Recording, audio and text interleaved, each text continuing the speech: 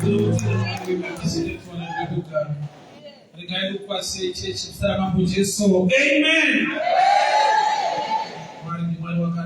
you so much. A special welcome.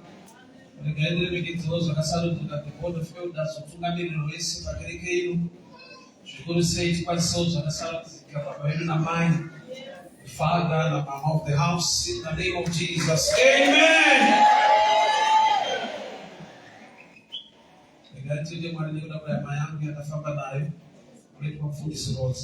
God bless you. 2 Kings chapter 4, verse 38. 2 Kings chapter 4, verse 38. 2 Kings chapter 4, verse 38.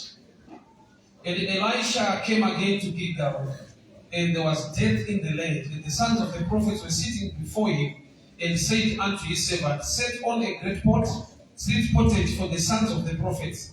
And one went out into the field to gather herbs, and found a wild vine. And there gathered therefore wild girls, which was full, and came and shook them in the pot of pottage, for they knew them not.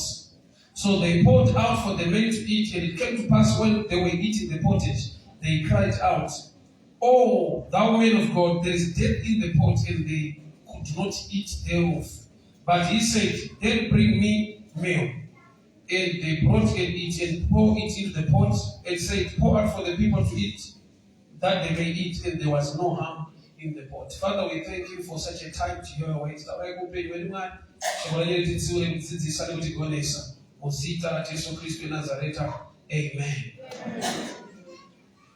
It was during the time of famine, time of drought, when meeting. The prophet Elisha and the sons of the prophets were meeting now.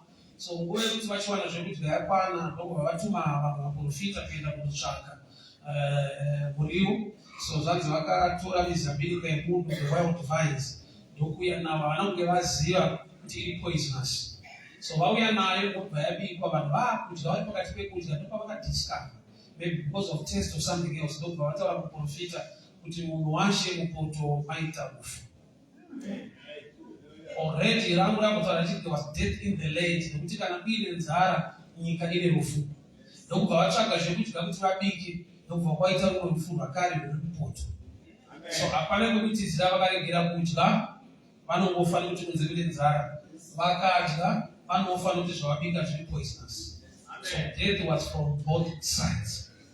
Life ine tsika yekungodaro yekuti unoshaya kwekutizira. Kuti rega ndigare ndiri muno macho zvakaoma ndende joni dhudhura inokuzinga. Saka unozoona kuti unoiswa pakati nelife. Marriage yacho ndoisiya ndoenda kwedu kwaunoti kwedu kwacho hakusisina vanhu kutonoizeko. Ende ukatoenda kwavari unoti shinga dzokera ikoko kubakushinga. So there are times of life inoisa munhu pakona in that position. Unomanikidzirwa neupenyu zvokuti pekutizira kana wokuudza tinonguva unomushaya nokuti vanoda kupawo zvichemo akutochemawo. Ivo uri kuchema kwaunosvitsa zvichemo kunotochemawo futi. So there are times ekuti life inosvika pakudaro. But chazvakanakira kudenga kuna Mwari wesolution. Kudenga kuna Mwari unogona kuintroduce munhu nanaomba usingatarisire unokubudisa musituation yakadaro. Situation dzakadaro dzinongoda the hand of God. Men's wisdom aishande. Kana mupoto uine rufu, munzvimbo mune famine, hapana advice zvinongapiwa. Ukadziregera kudya, wagara ukufanira kuti kune nzara. Ukanzi chidya, wakutokasika kufa nezvawadya. Saka pakadaro apa hapadi men's mind or wisdom or good idea, pana the divine hand of God. Aliziva zvinishumira, ari kuti in my situation, nakuda kuona ruoko rwaMwari. Nekuda kwakuti mazano, kungwara nekurongeka kwangu kunogona kusandiburitsa pachipichi. I still need to move forward. Ndisuda kufurira mberi neupenyu hwangu, but mamiriro azvakaita both sides kune problem. Kwaiva the four lepers vaigara kunze kweguta vakasvika pavakaita meeting kuti tikadzokera muhama dzedu matakadzingwa uko mune famine, mune nzara irimo tinofa. Kumberi uku futi kune vaSiria vakakemba, kune siege. Saka tikaenda both sides tinofa, but Mwari une mazano. Life inokumanikidzira, inokusvitsa pane imwe engo neimwe kona yaonoona kuti pano pakashayikwa Mwari akararamika. Mastage wayo ariko ekuti waunotrasta can bail out. I don't situation big here on my father. So I don't know about the Chakabuni when I don't know. Vachema kune profita kuti mupotomaita rufu. Chimwe chitakatika kuona already God was working something good for them. Why? Because God discovered that poisonous. They were now eating. Yet avana kufa. But vanhu zvachiti kudya poison. Right, number one thing, Mwari wanga watanga kuita basa mavari. Kuti profita nyangwani zvaakazoita. But Mwari wanga watanga kupa vanhu upenyu nezvinhu zvinouraya. So there are times when provision yaMwari haisi best in your sight, but in best yakapreparewa naMwari to sustain you. Aitara ledzimahama kune nzvimbo. Ndikatonozoera kuti vanhu vakaroerera Jesu pamuchinjikwa chikufuna mati vachimutuka vachitaura zvavanoda vaiona munhu asiri right. But kune mbavha 1 yakasarudza kuti kuna Jesu Ishe. Vari kumuroverera vamupe status iyoyo. Vanabasa naye. Vari kuti ari kuita blasphemy. But kune mbavha yakasvika pakuti ine handikopi zvinotaura vanhu. I need a personal revelation concerning God. Ruvengo rwokuhotspotwa ruri dangerous. Unovenga munhu ari destined to help you. Nekuti akavengana nanhingi zvinoita sekuve qualification yekuti achiendana nayo. God works in mysterious ways. Vamwe vanhu vaunotreata sema enemies, they are part and parcel of your destiny.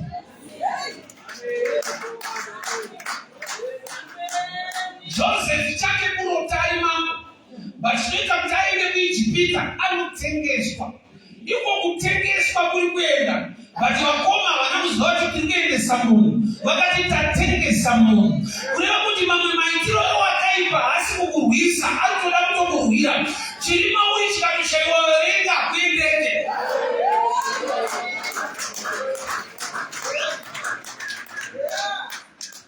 So vari kudya ndobva vadiscover kuti kudya zvinouraya.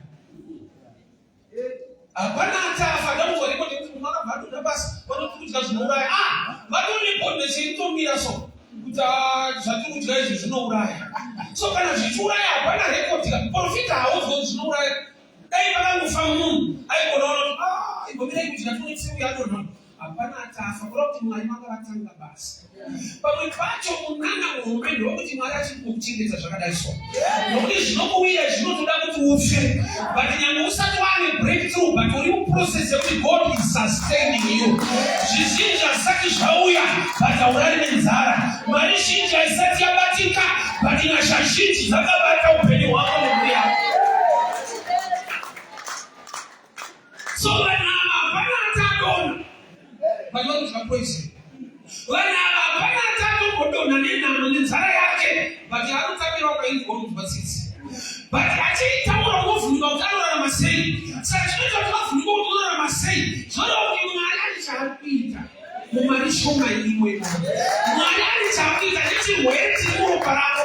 Nokuti ukaenda kumedical site vanodza kuti statistics kuti kana munhu arwara nechirwere ichi ari pasituation yakadai so, wasatombonzwa chiremba achiti ndiwo uye une kadhiri ndiwo kurwara marwariro aya.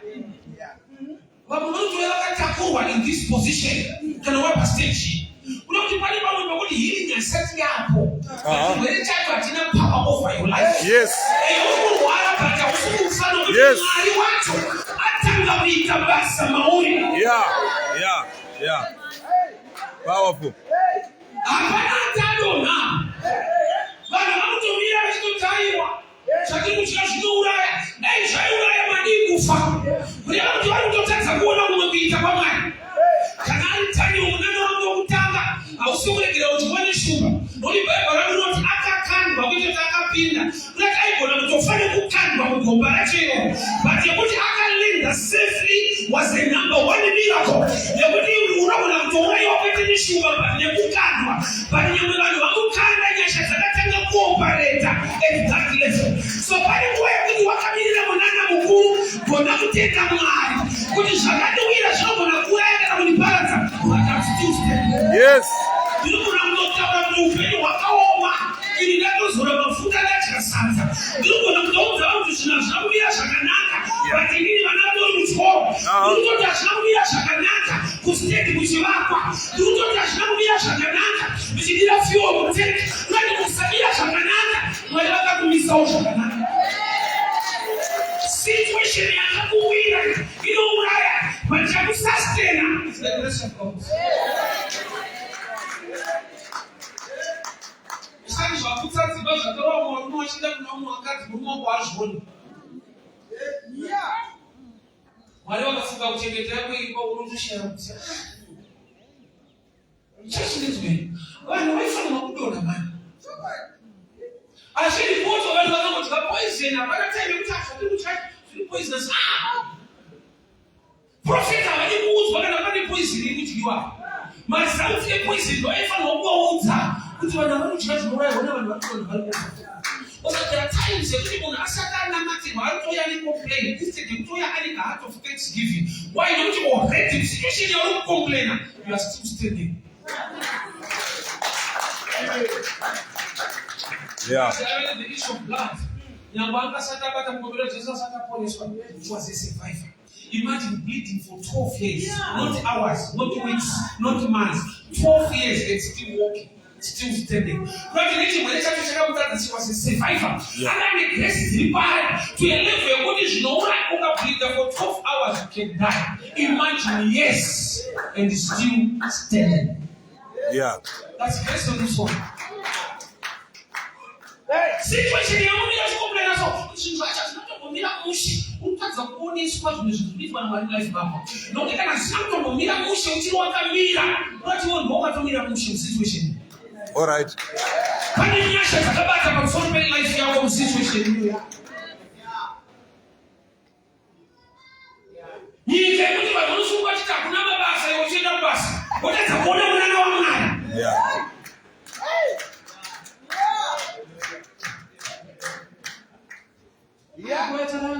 Zvakamira zvakadai. Pamwe pacho hapadi kuti utaure kana zvakatomira semambiro iwayo. Maiziva kuti anofanira kushowa. So hakuna munhu atona profita vanoona munhu achitona. Ende chiko chakaitwa naMwari. The prophet was not allowed by God kumisa vanhu kubika. Nyangwe ari a real prophet of God Elisha. Mwari havana kutendera kuona poison yekubikwa. Mwari vakamupa the wisdom to handle the poison yabikwa. Why? Because akastopa vanhu zvamatanga is really poisonous. Vanhu havasi kuzodya. There is death in the land. Vanouraiwa nezviri outside. So there are times yekuti muprofita hatendera naMwari kuona dzimwe nyaya. All right. All right. Yeah. That's why I think my prophets, they must pray for one thing, which is wisdom. Kuona is one stage. Kuona wisdom, you're able to execute even fruitful, effective life is skill. Why is the one who was started when the prophet is so one? Don't you about what you want to ask of the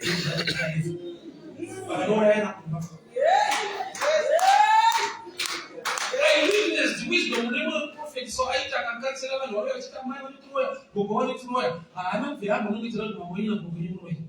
I don't worry. See me in my office. He knows that I want to even the public. They are person to a certain community. A true prophet must pray for great wisdom. Only God can show you things, but telling people things with wisdom, it only has. Why you can destroy instead of. Imagine, I think when I want to pick a poison, over there, Saka asikuona kwete nokuti aone but any solution. Saka akaona anokanganisa. Akasaona anoita zvinoda kuti vanhu varizviitike. Ndio varume vakaya nyama yavo kuna Jesu iri bofu Jesu ndoto dzakabata hama ine ruoko akabuda nayo muguta ndokubva anopfira mate kumeso ibofu. Chaita kuti Jesu abvise bofu iri pahama dzavo inyaya yekuti akapfirwa mate hama dziripo vanogona kukuplema. Musatida unomuviri wedu kushii. Saka uno munani wekuti Mwari akada kukuitira unofanira kusununguka pane vavo vanokutaurisa.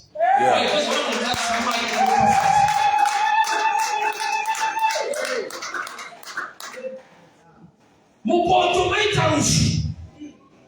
Unoomba ndokubva to bring you we eventually to bring me some flour. Ndokubva vapiwa flour kana mutende ndokubva vaisa mupoto. Zvati vanhu ndokubva vadya. And it was a good meal. So kuna Mwari wekuti situation yaanoda kushanda nayo haisi good for now. But pane zvichaintroducwa naMwari pamberi apa. Zvekuti uchaona kuti yaiva poisonous meal, but it was the real meal yakadesignwa naMwari. Kuti vanhu havagone kudya, kuti vaitofanirwa kuzodya. Vanhu vanomirira Jesu vari kuti aitsotsi anoita blasphemy kuzobika iwe baba yakati ishe. Nemauya kumambo yenyu mundirangarira. Kuti handikuuya imberi kuti wavemba nevanhu. Ndane personal revelation. Kwandiri you are still king. And you can grant me access kudenga. Nekurovererwa kwawaita iwe I see a king in you. Tine vanhu varovererwa nemanewspaper. Varovererwa nesocial media. Zvekuti wakajoina masi ekuroverera munhu. Hauna kuzoziva kuti kune chinonzi personal revelation. Vamwe vanhu vaunovenga wakaverengeswa nevanhu vanovavenga. Iye Mwari ane zvaakaronga mutsvene welife. Makwai anofanirwa kukura kusvika palevhu yekuziva kuti David paaigwa nebere neshumba. Bere neshumba zvakasekuinga David. David was just a good shepherd ari kuprotecta makwai kubva kuzvikara. Saka pamunoona David achigwa nemapere nemakwai, musati ndiye akamapa. Unotadza kuinterpreta makwai pane kumwe kutukwa vanhu vaMwari. Unofunga kuti vanhu vacho ndova kutukwa. Haugoni kutuka chakakubafadzwa naJehovha. Mazwi anotaurwa agiriswa munhu vaMwari uchijoina episode. Uri kujoina public but hauna personal revelation. Shumba nemapere hazvina kuuya kuzodya David, zvauya kuzodya makwai. Saka wazoona David aine mavanga, dai watomudyira tsitsi, watomira naye pamavanga aya. Nokuti mavanga aDavid anotaura mufungo wemakwai. Tine vanhu vasikugona kuandastenda kumwe kuita kwamwari. Nokuti the devil chaanoita anoda kuataka the shepherds for the sheep to scatter. Saka sheep kana isingazivi kumaattacks ashepherds, kuri kutsvaga scattering yedu. Vanoona kuti saka hasi kunoona sezvichimwira zvakadai, sezvichimurwisa. Ngamanomurwirwa, saka achitorwiswa. Nokuti ane nyasha dzekuprotectai dzakadyarwa maari.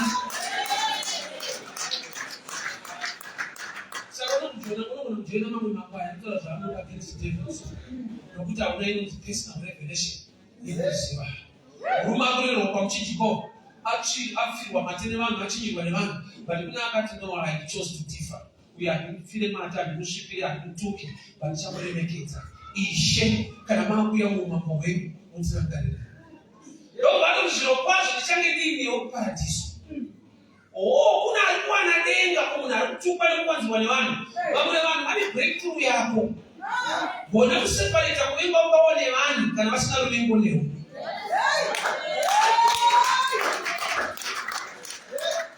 Chechiyemevere.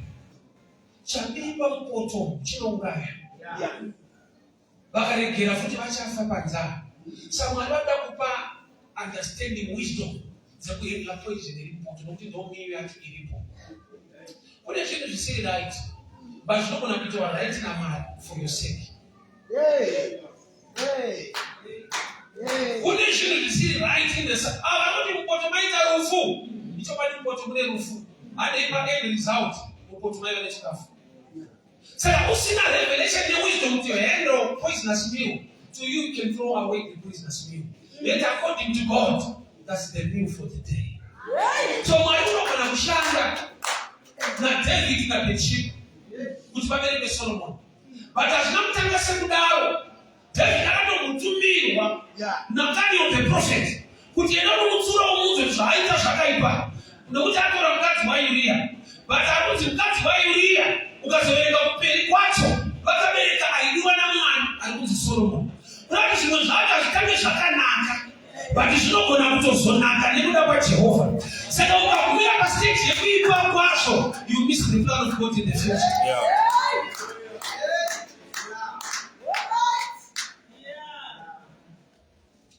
So tine vanhu vekuti vagumira pastage yekutanga vasiri kuona the next stage ndakuti vazvinhu naMwari. Samson ndinofara kuti ane vanhu vaakanyepera vakafunza zvataurwa chokwadi.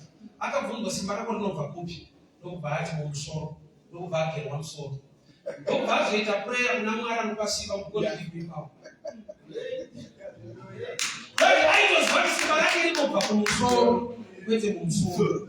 Kuchengeta bvudzi ikavaneka hapachimo panobva pava, panobva sungano yekuti kunobva pava kusvikira.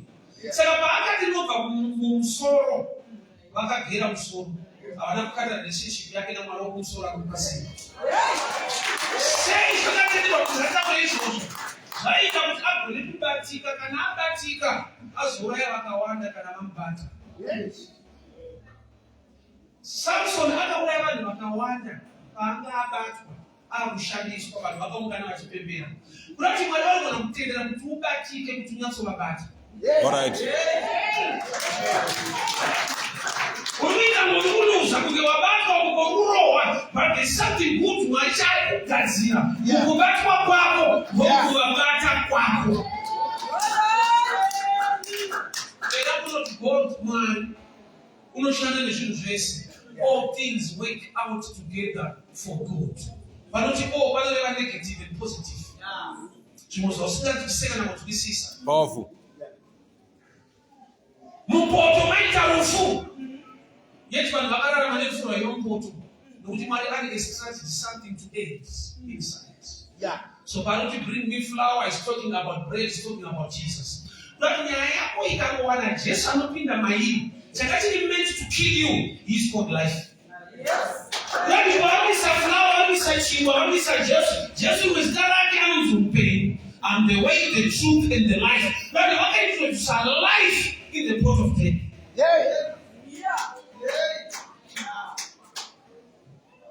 Muprofita asikutenderwa kuona zvichibikwa.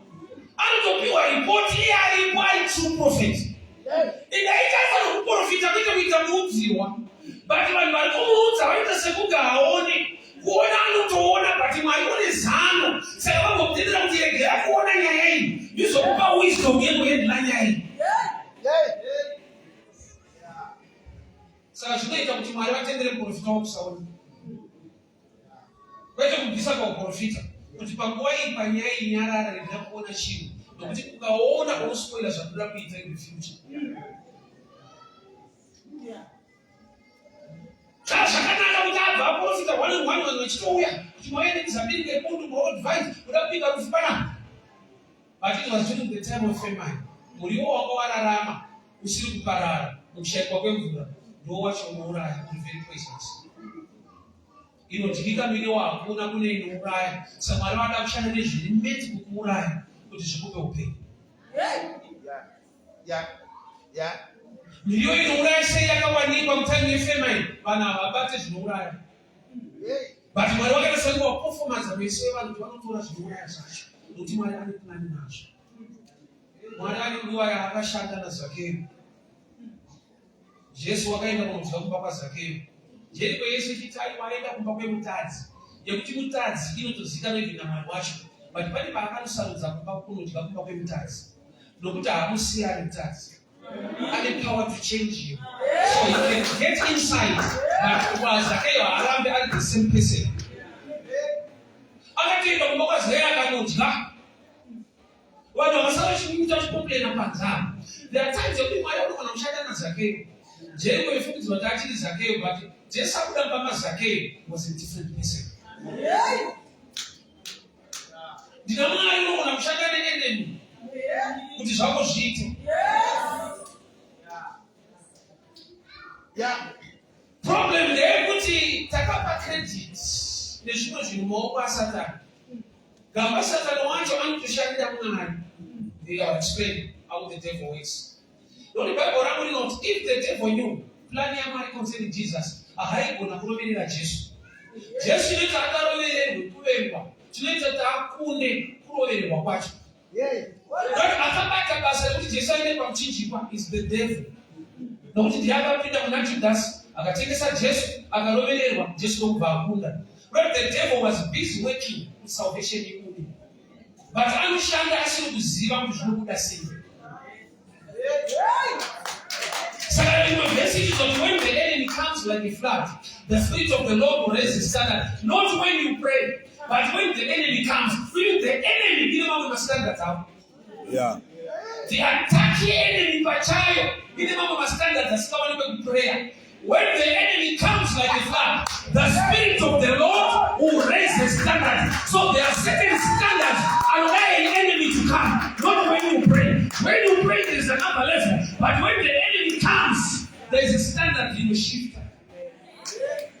Saka kati mfano masema enemies. Because animal standards are still shaking. Because Bible when I told you the enemy comes, then the spirit of the Lord raise the standard. Now we can show your enemy. We will standards you're still shaking. Why? Because my enemy is actually my tools at Jehovah for your better.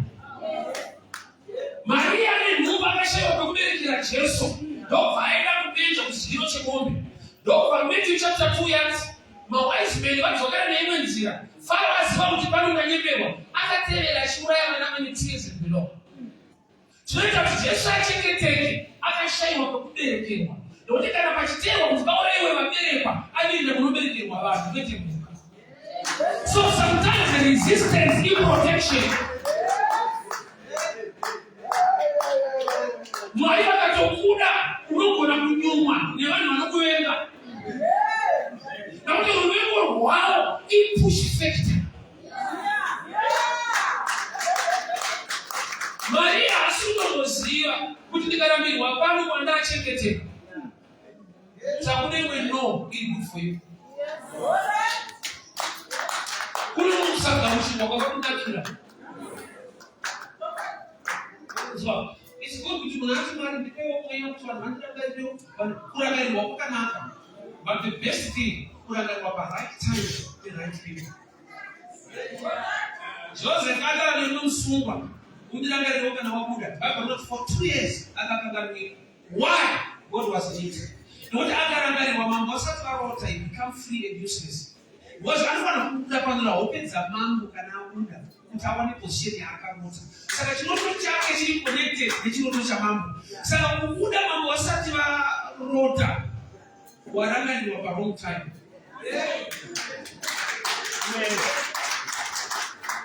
Kuranga ni wa na bataranga ni wa right time and the right people. Was wanawasili right wakakuranga ile are really effective at destiny yangu. Amen. Nós não paramos de estar no mundo. Amburamba. Os ororwana boas. Já tem a second phase. Não tem boas. A cara do mundo governo. Tora ruto e pumoro e todo ele na kayaki. O ino vai se achar com a caixa. Todo mundo tora ele na cabeça na kayaki. Nós ali depois de tudo já amburou uma série de anos mano. Sada chena que eu faço já. Boas aí tudo se vai mudar. E fala que arora muito.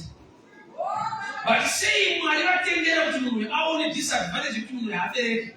It was a temporal issue. Utarigire kutoba ni Mungu alimu mtabete alifanya kutoba ni mwezi mmoja. Remember Boaz ndiye mwezi mmoja. Unaenda kuona pamelipa Boaz aiwa Mungu. So when God wants the best for you, but the person was also not this is someone who is going to this challenge.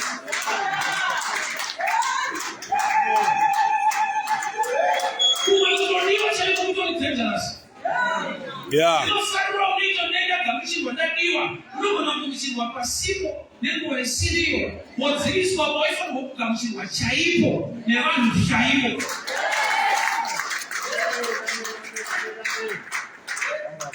bali bonso unge uri but bali poka indesco ndoto kwa wochera uya it's okay izvo zvandipa kurangariwa kunoda pa right time. Therefore, I'm not time in India. John chapter 5, Mubaba said, there is somebody who took place after 38 years.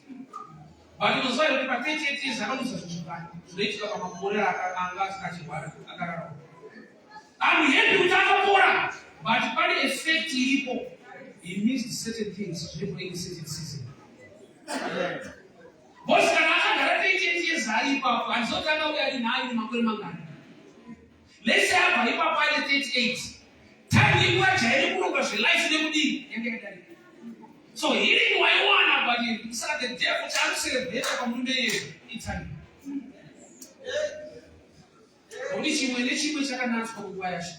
So there are times you're looking for kind of job we break through, but you're not going to my more.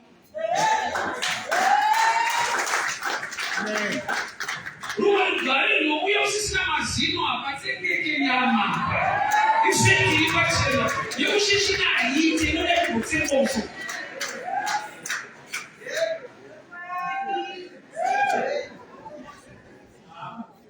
Wakaiba ali mtujinjo anopata kapatani. So mpoto maita rufu.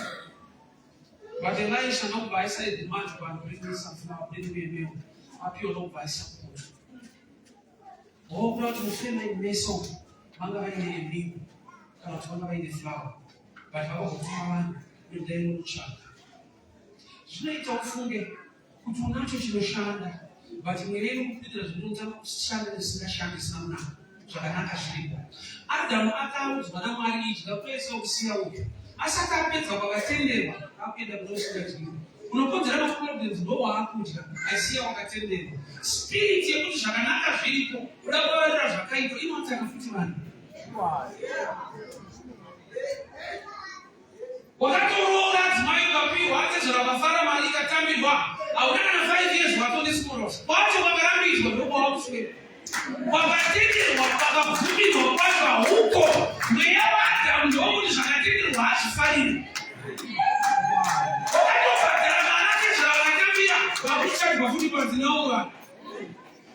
Amen. Oh, I knew. But on this loud, she don't give us a line of saying, oh, I didn't try so. Who did we own up there? I will carry some to what I got in our game, but people some other ones not to do it. Who poisoned who food, nobody that she not Torah. Yet it will go with the flower, the Bible on paper, she got it can't have. But maybe I will have to go for it. Shaganaka Shilipo, Shakaiba knows no kids. But who the people ban, but I want to have some big women who ride. But the parents, my election, the people some flower bring me a meal. They still have a meal, but I will choose something of poison. Why do you die of suddenly which are go, flower tonight, but I'm became a bus? We all folk about it. Shaganaka Shilipo, no father should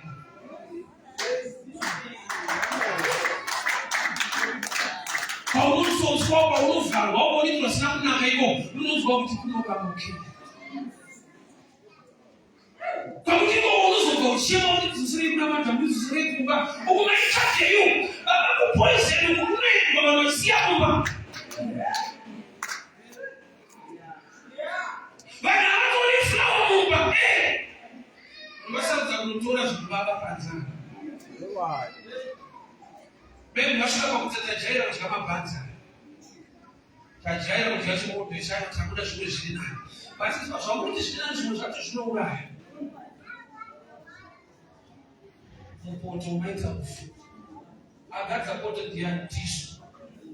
Oh, I can't tell you the sons of the prophets. I don't know prophet. I don't know house. What is a poison to our body? Do you know the prophet sometimes can kill? But how can it roll up to our body? What prophet? Nobody can only prophet. You need to pray for wisdom. Amen. Why kurats kwanyas one thing. Uzvata me kutaura niwo kutaurira nematauro ino it's key. Azvisulevo yemwe zvikulevo understanding life. Unenyanza unodzadza asingafanira kuzwa paizvi. Kuzwa anofanirwa kuzwa but not at this time. Why not have no get like the truth is very sensitive and dangerous. Ndakakura namzadzi yangu. Osibona kwakwedu. Only to discover after all level kuti mamangu akarorwa vanazvese kuyo. Hazina kuzodzwa tichikura. Possibility yako sema ndiki. Unoita division kutarusa basi. But wakura wako understand the life it's not a problem. Daitaka kuzodzwa tiri vanadiki taisaruza. Dzine nyaya dzataigona kuita ndokudiki wacho. Kudiki afunde semunhu mukuru. But nokuti ndakura she is my sister 100%. Zvakutanga baba wako isinyango ndiki.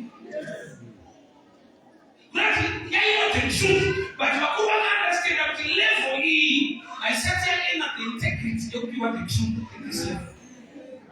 That's wisdom. Wisdom is change. Who's watching the tower? They will wish the tower. They will tell me that. Amen. They shall be the master that prayer or not offer as you.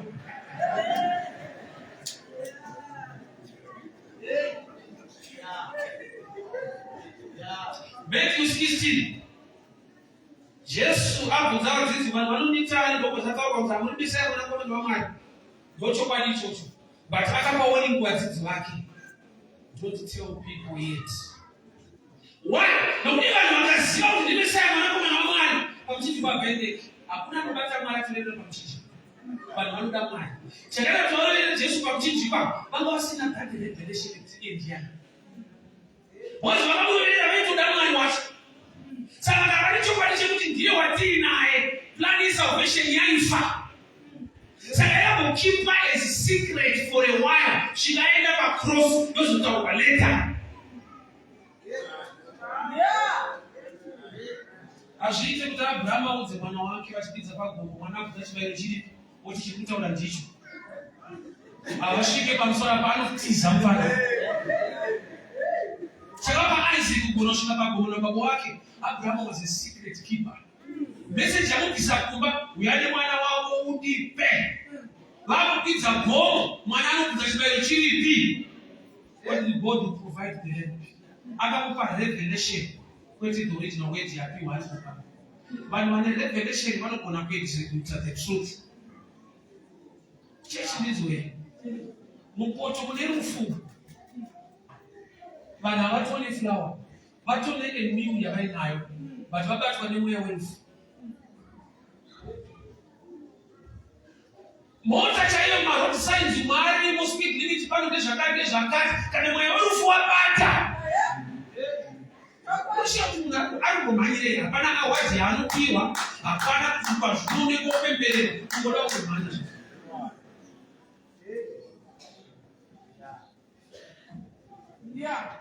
Uchikazoona kuti pana hapana kutombomira musha pati speed ekubeka pashangari kune madhongi, kune mombe, kune macave, ndokuda kuda kuona kuti inosvika here mu200.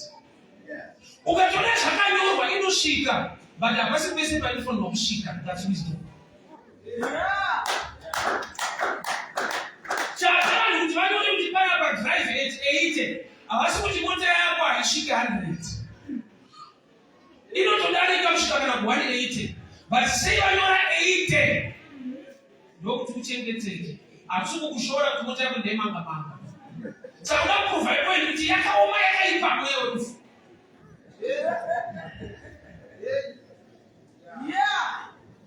Watoyambirwa zvokwadi iripo, miu wanayo, flower iripo, pavati bring me some milk, bring me some flower, vakatoprovide. Saka vaenderei muzambirika yebundo flower uinayo, mweya werufu ukabata, unamuda zvisina basa, unoenda zvinoupei.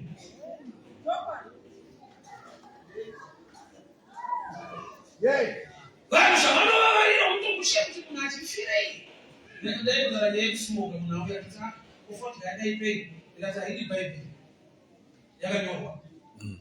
Smoking is harmful. Zvirimo hamuna kana mavitamins kana chii, mune nicotine. Hatisi chikafu ipoison. Mune taa. Inokanganisa mapapu ako, inonama nekuvhara. Zvese zvakanyorwa ipapa, munhu adati ada vhesi. Hapana vhesi, ivo vanotengesa fodya, vada kugeza maoko pauri. Saka vakandimanidzira kuti nyorai zvirimo. Ukabatira vanhu ukatorera vanhu, nyorai. Wotonyora kuti izvi zvinouraya muzeri hamfu. Kuti hamfu hazvida kuti kutanda kuuraya munhu. Dai maybe dai vakanyora reshona chaibatsika ndokukuvadza. Bosi kuti hamfu kukuta ndokukuvadza. Yoti ndipewo 10 months ndikuvadza.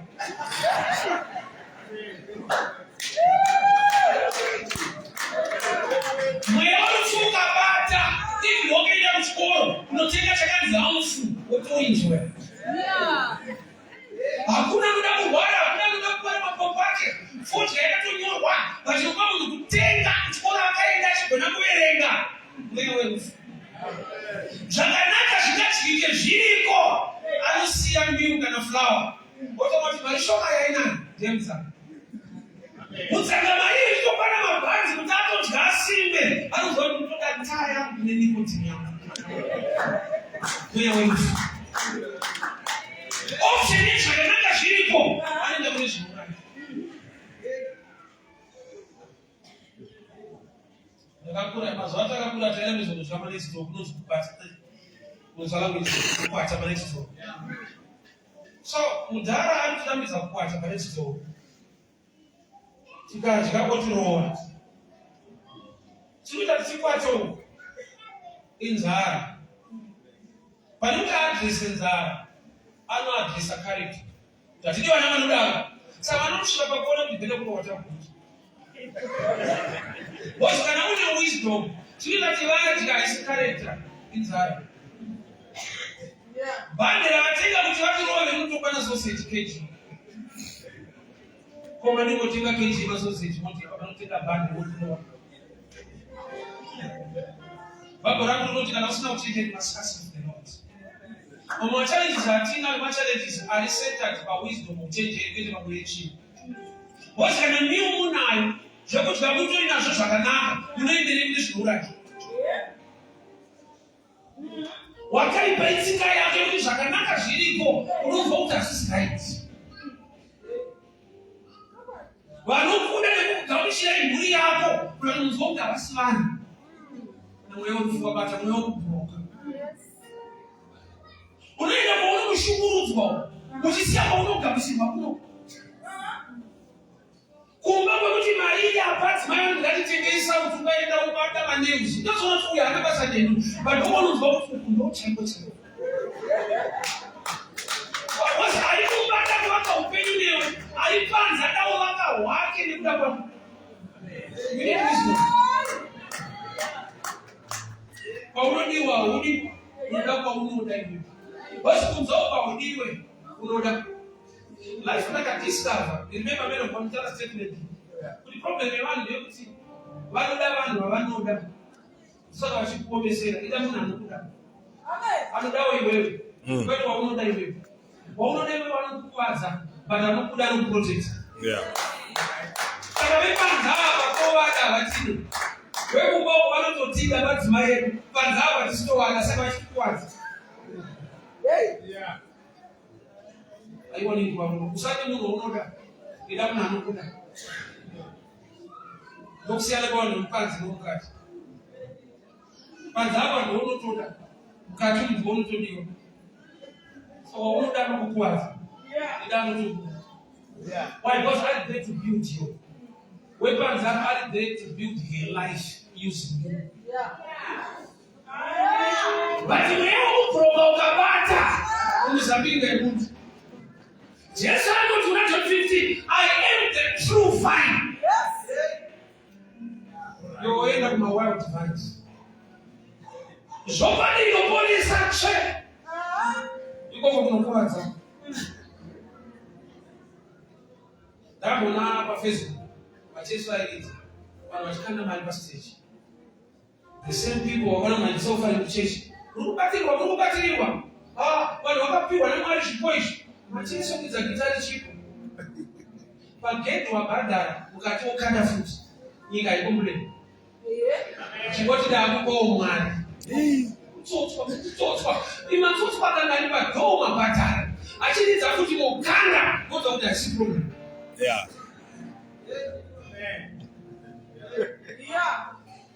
Nganga yawaenda inoshikirwa kuti ikubatsire. But mara upe zvasvika unobaba zvasvikira. Mombe dzeng'anga imombe dzinowena kuti ane mweya unouya paari. Saka mombe hadzidzemende dzeng'anga dzepese. Vanonzwa sokuti it's okay.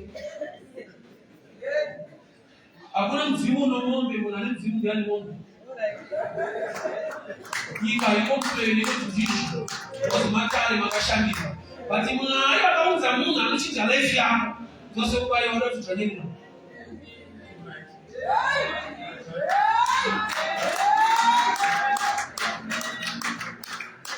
Kupoto mune rufu.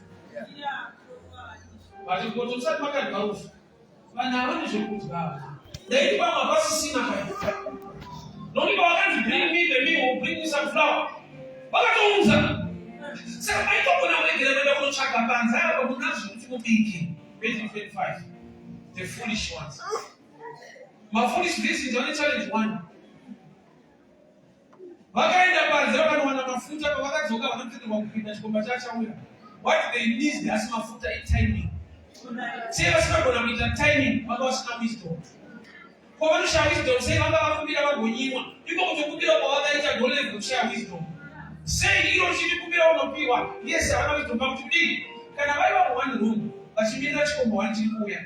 Marambi avo akapera oil, havana need yekukumbira, vanongogara imomo, vanoona nekubvira kuita mambo.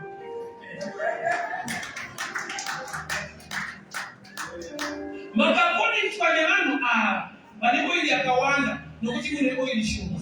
Problem havagona kusakumita kuvanhu vane oil, unotoda kuti mutobvira wamurimo. Muri kupisa. Kune zvinhu zvausina nokuti Mwari vakakupa through maconnections. Ini ndikada kuva nemwana. Kuda kuva nemwana ndokuita ndirore. Vana vacho ndevangu, but handigoni kuva navo ndega. Vana vanopiwa senemu yangu. But tiite vana vangu ndiri ndega, hazviite. Ndinoita vana vangu nemumwe munhu kuti ndive nevana vangu. Saka kune zvinhu zvandinazvo zvandinongowana kana ndawirira nemumwe munhu. Ndezvangu, but handigoni kuzvibata nokuti ndezvangu. Ndichazvibata ndada mumwe munhu anoita kuti zvangu ndizvibate. Vana avasenemu yangu ndeyangu, but handadi kuvaita ndega. Zviite ivo vari vangu, riri ropa rangu. Kutoda munhu asiri ropa rangu kuti ndive nevana vangu neropa rangu. Ndopandakamaonekwa kuti munhu akadini. Munhu unonongokunga hana basa pauri palevel yekuziva kwako. But ukaita kufamba mumaziviro, hakuna munhu ari useless.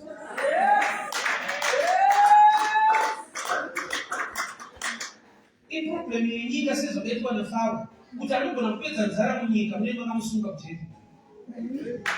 Nototi kana mamutoda help mamutomutsvaga kujeri kwete kuuniversity. Itsika yenyika yekufanira kusunga zvakati.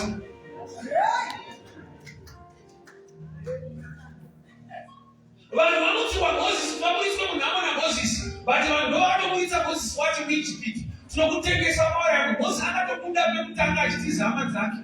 Akadadirwa hama dzake, akatiza hama dzake dzichitokutengesa. Pese panouya help kazhinji, we fight help. Jacob mangwana zuva rabuda, anoti handikusiye kusvika mandiropafadza, saka fight yake iriye. Kana zuva rindiropafadza, kufight yake iriye. Like munhu time ignorance yedarkness, anofighta zvinochinja life.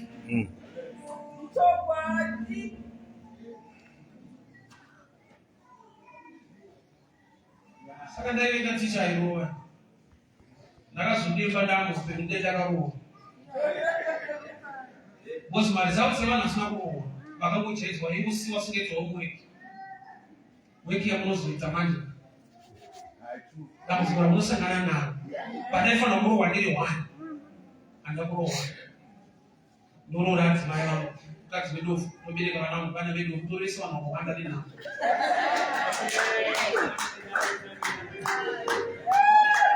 Handina kugona kuinterpreta kuti ndinokuroverwei. Mangwana vangu tiri vakanaka, be serious. But ndakafarira kutamba kutarika kuva munhu adedicated pazvinhu zvake. Why? Because kutamba kunombonakidza, but mulife hautambe kwese. Ukatamba kuchikoro, muupenyu hautambi. Life hautambe kwese. Baba wakaita busy kuti havasi kurara vachiverenga. Muupenyu vachatenderwa kurara, iwo ngosikaverenge, unoenda kubasa umotirara. Utanga na 6 months. Wakarara kugara. Atenge katafu kuanalyze life zvinoita.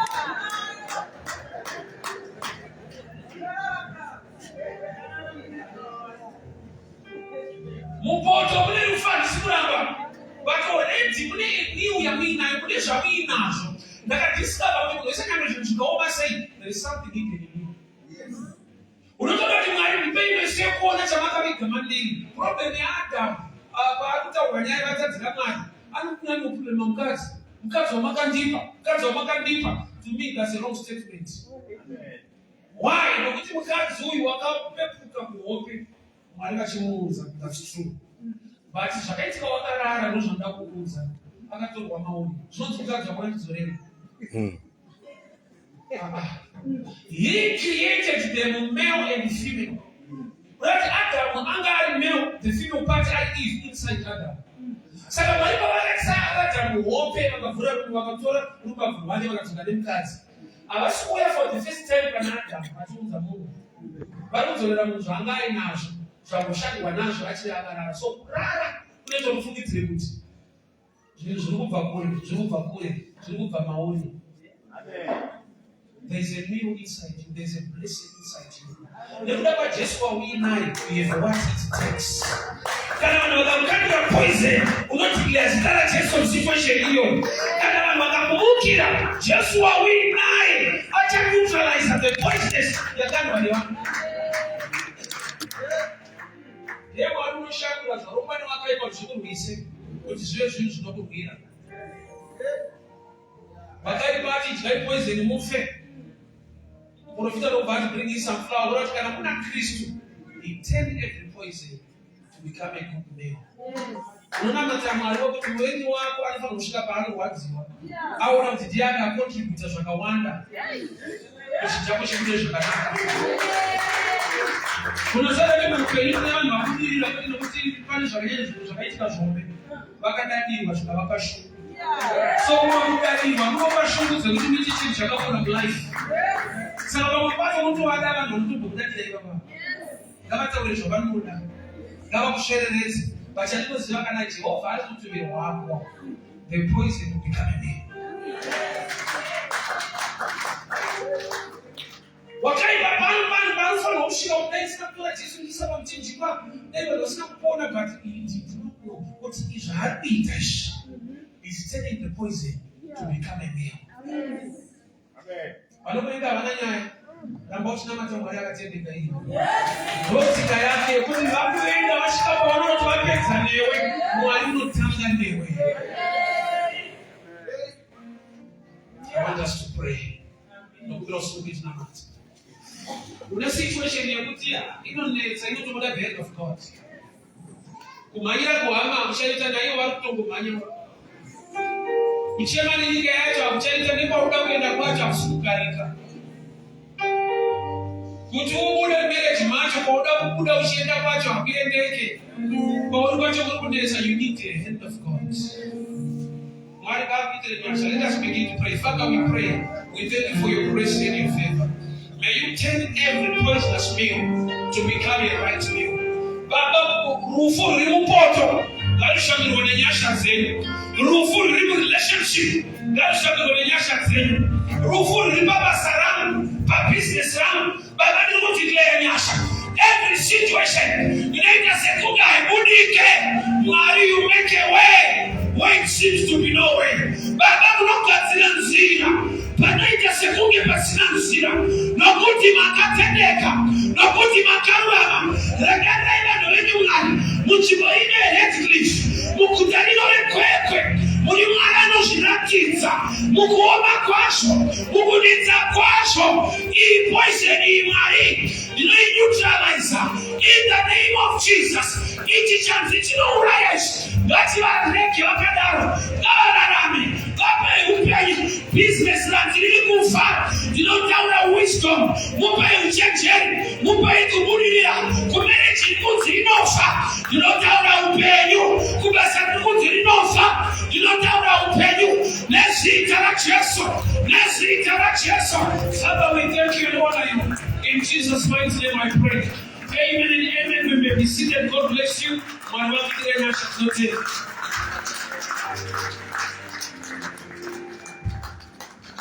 Hallelujah. Hallelujah. JCC. We are a family in Munyasha.